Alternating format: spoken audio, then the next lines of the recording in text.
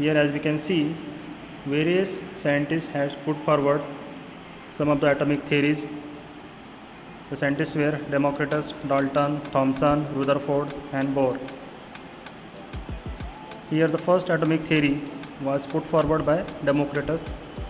Democritus is the first person ever to propose that matter was made up of atoms and these are indivisible. He named the smallest piece of matter as atmos, that is not to be cut. Then we will see the next theory that was given by Dalton. Dalton was the first person to recognize a distinction between the basic particle of an element and compound. He explained solid sphere or bowling ball model.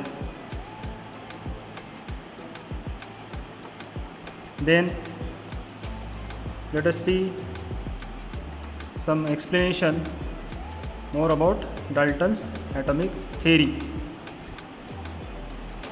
There were some faults in that theory, like he claimed that atoms which have the same mass number are same, but it was wrong because calcium and argon both have the same mass number but are different elements.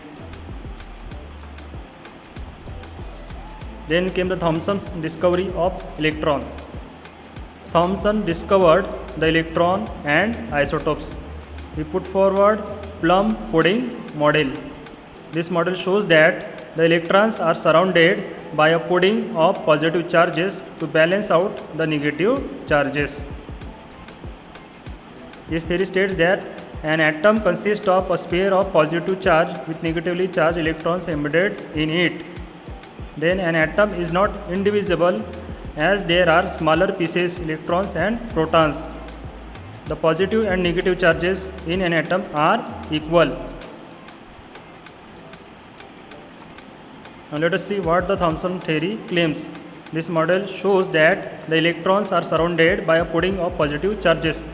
Thomson's model claimed that if protons were fired at a sheet of gold foil, the protons would go through. But it was a faulty theory. Why?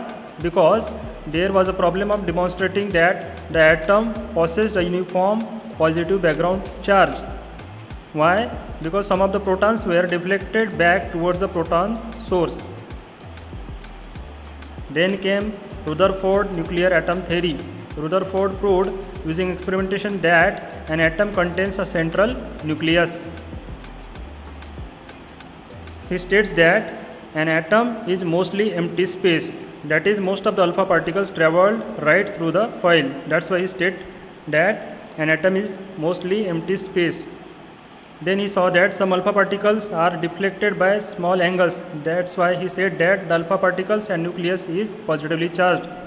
Then he saw that few alpha particles were deflected backwards. That's why he stated that the positive charge of atoms are all in the nucleus. Then let us see some of the more things about Rutherford's nuclear atom, Rutherford's planetary model. In the model, the mass of atom is concentrated at the center and the electrons orbit the nucleus. But he could not explain why negatively charged electrons remain in orbit. They should instantly fall into the positively charged nucleus. Now let us see Bohr's electron orbits. Bohr discovered energy levels and refined Rutherford's planetary model. He stated that electron orbit the nucleus without losing energy. Electrons' energy levels determines the closeness of orbit to the nucleus, and electrons could move only in fixed orbits of specific energies. According to this theory, Bohr's model is an atom with a very small positively charged nucleus that contain proton and neutron surrounded by negatively charged electron orbiting around the nucleus. Then let us see what was the problem in his theory. In the model, there must be equal number of protons and electrons, so it is neutral. But the sum of mass of the protons and electrons is very far from the actual mass of an atom. Now there was a solution in this. In 1932, Chadwick found the reason for the mass difference is that the nuclei of atom contains a particle neutron with no electric charge. So that was the explanation given in that concept.